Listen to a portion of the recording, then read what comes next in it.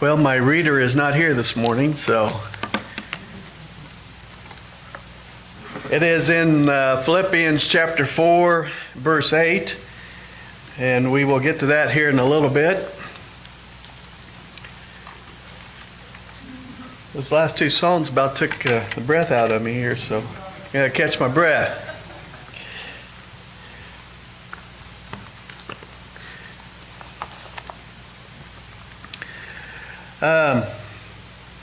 There was a man who was doing some traveling, and one day he got into a taxi and he took off for the airport. He said, "We were driving in the right lane when a car suddenly sped out of an alley right in front of us. My taxi driver slammed on his brakes. He skidded and missed, crashing into the other car by just inches. The driver of that car stuck his head out of the window and yelled at us, and my taxi driver just smiled and waved at him. So I asked, 'Why did you just smile at him? That guy almost caused a wreck, and then he began cursing you.' That was when my taxi driver taught me what I now call the lessons of a garbage truck. He explained that many people are like garbage trucks. They run around full of garbage, full of frustration, full of anger, and full of disappointment. As their garbage piles up, they need a place to dump it. And sometimes they'll dump it on you. So don't take it personally." I'm sure everybody's been through some instances like that. So don't take it personally. And that's hard not to do. Don't take their garbage and dump it on other people at home or at work or on the streets. Just smile and wave and wish them well and move on. You see, what you pay attention to, what you dwell upon in your life, and generally determine the kind of decisions that you make.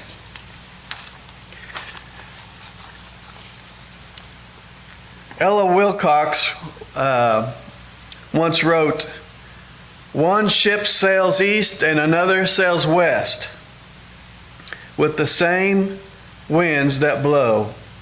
But 'tis the set of the sail, and not the gale, which determines the way they go." So the Apostle Paul in Philippians chapter 4, verse 8, gives us some pretty good advice.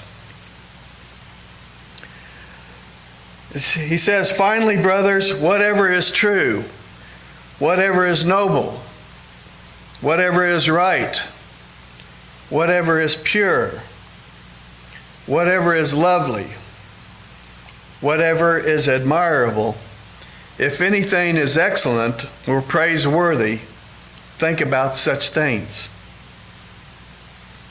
So that is one verse that we need to memorize and think about every day. This verse makes us realize that what so many are doing today is the exact opposite. Look at our TV programs now. Look at the magazines that come out. Even our newspapers. And you will often see glorification of these things that are impure and untrue. People focus so much on the negative that the media seldom features positive news because they're afraid they'll lose their audience. But let's break that pattern this morning and look at the Apostle Paul as he focuses on the positive. So in Philippians chapter 1, verses 12 through 23, Paul mentions some negative things that are going on in his life. There's unpleasant circumstances. He's dealing with unreasonable people. and also his future is uncertain. But Paul goes on to show that God was able to use those things, those negative things, for a very positive way. So let's look at his unpleasant circumstances. Paul begins by talking about unpleasant circumstances. In verse 12 he says, "Now I want you to know, brothers, that what has happened to me has really served to advance the gospel." So we think we have troubles, don't we? But how does your list compare to that of the Apostle Paul? If you remember, Paul had been shipwrecked several times. How many times have you been beaten nearly into death? Paul was in that situation also. Or how many times have you been arrested and chained up and imprisoned for 24 hours a day? Yet Paul says, "I remember all these trials, and I see that they have all served to advance the gospel." Now, the Greek word for advance is translated as, it has an interesting history to it. That word originally was used for woodcutters who would go before an army, clearing a way through the underbrush so that the army can proceed unimpeded. So Paul is saying, all these things that have happened to me have resulted in clearing the way so that the gospel might be preached more effectively.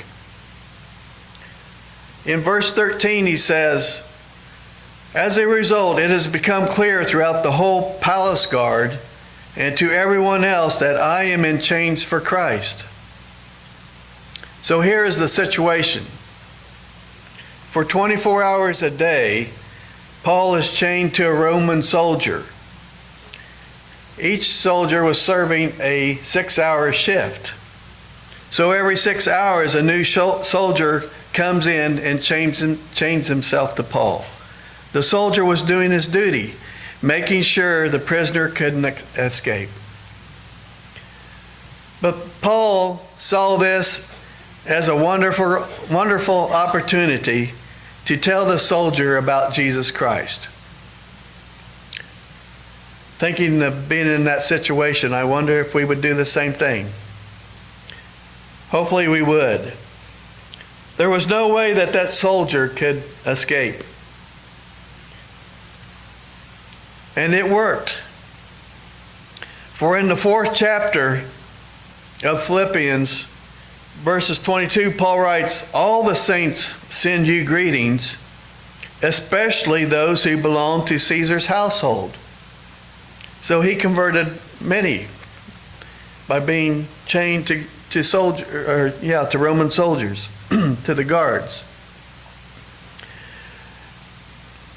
So that tells us that some of these soldiers became Christians, and the gospel made its way into the pagan household of Caesar, all because Paul was in prison. There was a second positive result. He says in verse 14, "Because of my chains, most of the brothers in the Lord have been encouraged to speak the word of God more courageously and fearlessly." Paul is saying, because of my hardships, because of the things that have happened to me, other Christians have been discouraged. Other Christians have been encouraged. They have seen how God has encouraged and protected me through difficult situations and given me strength beyond my own power. Now, they were facing some difficult circumstances too, but because of what they have seen in me, they're convinced that God will take care of them also. So in the same way, we can be in those types of situations. And it is okay, I was just thinking, it is okay to preach the gospel, to talk about Jesus Christ to people and not be afraid. Even though they may think it is wrong for you to do that. It is okay to talk about Jesus Christ and to spread the gospel, just like Paul did.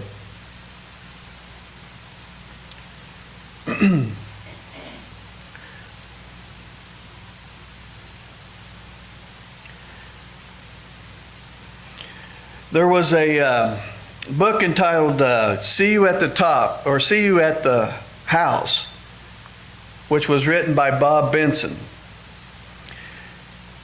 And he tells of a good friend who had a severe heart attack and almost died, but was now well on the road to recovery. So Bob asked him, he was visiting him, and he asked him, "How do you feel about your heart attack?" And he said, "Well, I hated it. It nearly killed me." And then Bob asked him again, "Would you like to have another one?" And he said, "Certainly not." Then he asked, "Would you recommend it for someone else?" He said, "Absolutely not." And then Bob went on to ask his friend, now that you're feeling better, do you treasure your life more than before?" And the man said, "Yes, I guess I do." He said, "You and your wife have always had a good, solid marriage, but are you closer to each other now than before?" And his friend said, "Yes." "And what about your relationship with God?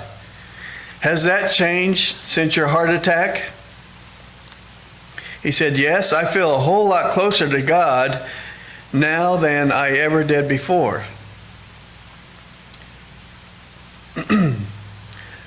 He said, "In light of all this, how do you feel about your heart attack now?" So his heart attack was a negative thing, but he turned it into a positive thing, or God turned it into a positive thing. He realized what is most important: his family, being faithful to God, and it probably turned his life around. You see, God can take the most negative things that happen to us and make them positive, if we'll just focus on the positives that are there. So what are we chained to this morning? Are you chained to loneliness or grief or despair? Are you chained to an imperfect body? Are you chained to declining health? Or how do you really feel this morning? So I like the story about John Quincy Adams. John Quincy Adams was our 6th president of the United States. So when he was 80 years old, and not too long before his death, a friend asked him, "Well, how is John Quincy Adams today?" And he replied, John Quincy Adams is quite well, thank you. But the house in which he lives is becoming dilapidated. It is falling apart, and time and the seasons have nearly destroyed it, and it is becoming quite uninhabitable. I shall move out of it soon. But John Quincy Adams is quite well, thank you. So that was a positive answer. Let's look at the second thing that Paul mentions here. Paul talks about unreasonable people. In verse 15 he says, "It is true that some preach Christ out of envy and rivalry, but others out of goodwill." What Paul is saying is this: there are some people who are envious of me, who see themselves as rivals, competitors in preaching the gospel. Now, what happens when people become envious of someone else? They usually try to tear them down, don't they? They point out all the negative things that they can about that person, thinking that by pulling them down, they're building themselves up. Here's an example about Billy Graham. Although we don't always agree with what he taught, He did hold several crusades in this country when he was alive. He he had a good reputation, and a number of books and articles that have been written about his life and ministry. He was greatly respected, but despite that, there were some reporters who eagerly looked for anything they could find that might discredit him. They looked into his finances. They looked into his marriage, into every facet of his life, but they really weren't able to find much that they could exploit. So, for example, when Billy Graham went out on crusades, he would send people ahead to check out his hotel accommodations to make sure that no women had been planted there, so that tabloid photographers could take his picture with her and spread malicious gossip. So Billy Graham was very cautious to make sure that there wasn't any room for suspicion. But in spite of the precautions, during a crusade in Paris, France, a tabloid headline proclaimed, "Billy Graham spends night with a woman other than his wife." And for proof, they claimed that the hotel registry showed that a woman was registered and spent the night with him in his hotel room. They even printed her name. It was Beverly Shea. Now, if you remember, some of his soloist was named George Beverly Shea. So most of you may remember that. And he was a good friend. And in their effort to discredit Billy Graham, the tabloids had made a big mistake. There's quite a bit of that going on today too, also. There always has been. And as we are now very painfully aware, anyone who is in a position of prominence is liable to all kinds of criticism and accusations. Even as Paul was writing this letter, he was a prisoner of the Romans because of the false accusations made by Jewish rulers in Jerusalem. So listen to what he wrote in verse 18. Philippians chapter 1, verse 18. But what does it matter? The important thing is that in every way, whether from false motives or true, Christ is preached, and because of this I rejoice. The third thing I want to look at that Paul was going through was uncertain future. Finally, Paul mentions his uncertain future in verse 19. He says, "I know that through your prayers and the help given by the Spirit of Jesus Christ, what has happened to me will turn out for my deliverance." Paul is facing trial in Rome. If he is found innocent, he'll be free to preach some more. If he's found guilty, he will be executed.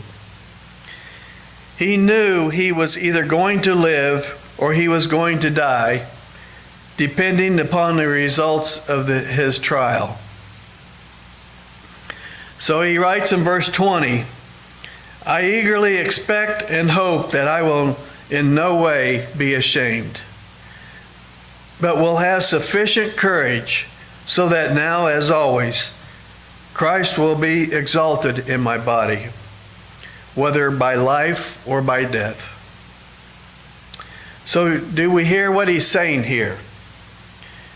My concern is when I stand before a pagan judge in a pagan court, that I won't do anything to embarrass Christ Jesus, my Lord.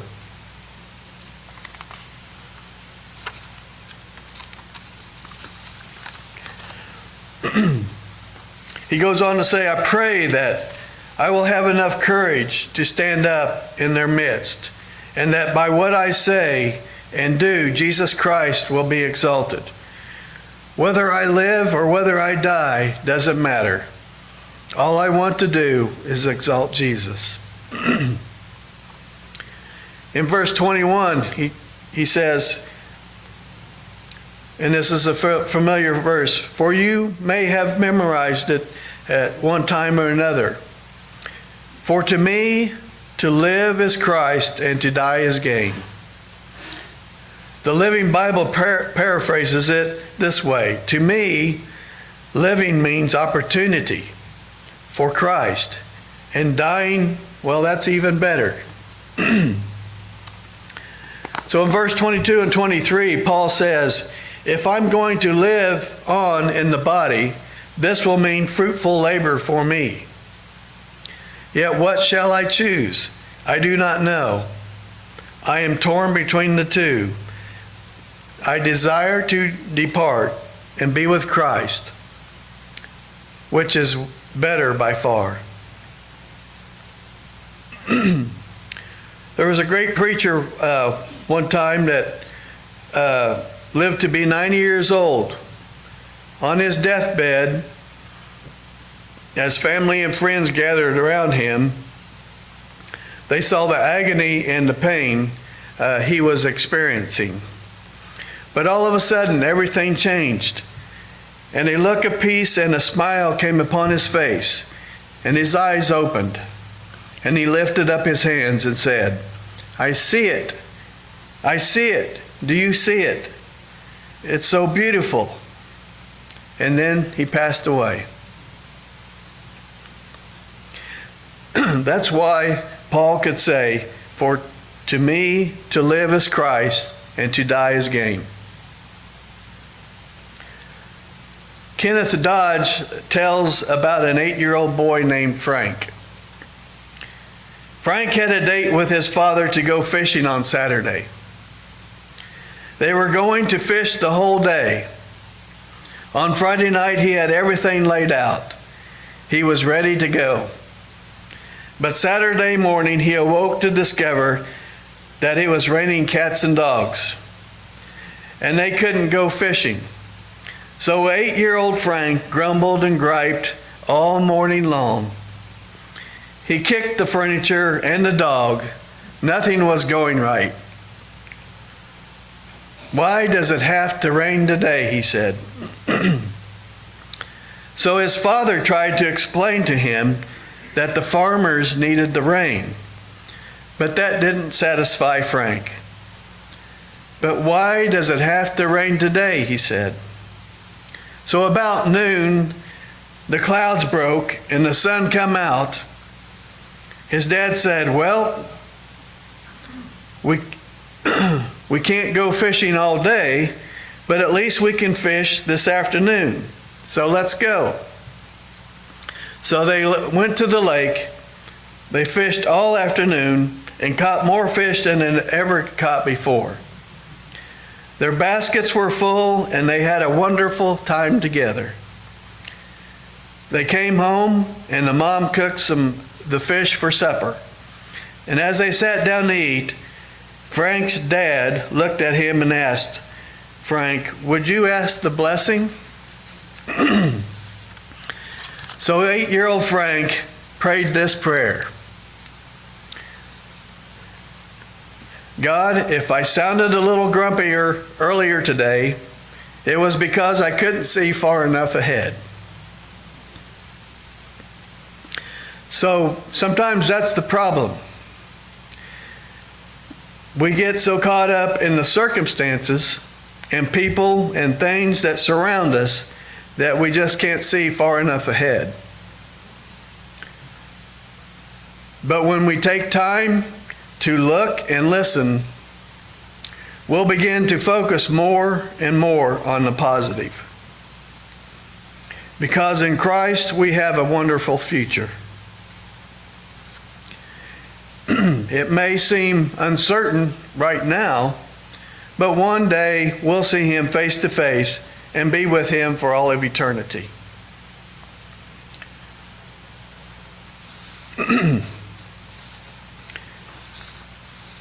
So with with Paul, he went through some terrible things.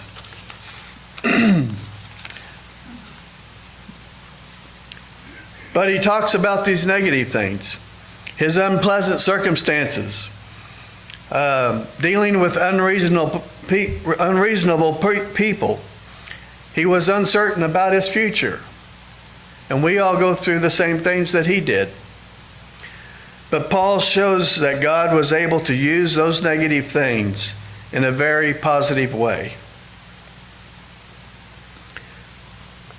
As I said before, it is okay to talk about advancing the gospel, preaching the gospel, teaching. And even though we live in a world today where it seems like more people are pushing themselves away from God and away from worshiping God, we should not be ashamed in what we say as if we stand up for Jesus. And if they disagree with us and hate us and call us all kinds of names, it's all right. We can just smile and wave, right? Just be thankful we don't go to prison and are not chained to someone. If there's anyone who needs the prayers of the congregation this morning or would like to become a Christian, we offer that this opportunity for you at this time. So as we stand and sing the invitation song, please come.